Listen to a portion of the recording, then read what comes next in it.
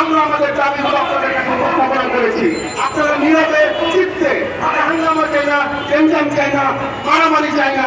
আমরা চাই সুন্দরভাবে বাঁচতে, শ্রমিকরা চায় কাজ করে বাঁচতে, তাদের পরিবারকে বাঁচাতে।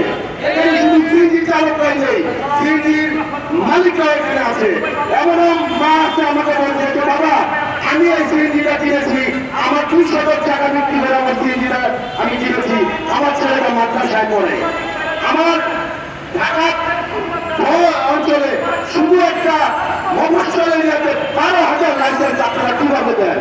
আমার এই লাইসেন্সগুলোকে আপনারা ঢাকায় ঢুকে দিবেন না কেন? আপনারা চান আপনাদের মার্কেটিং চাহিদা যেন সুন্দরভাবে ঢাকায় চলতে পারে। আপনারা চান আপনাদের বিএম কর্মচারীরা যেন সুন্দরভাবে ঢাকায় চলতে পারে। তা হবে না, তা হবে না।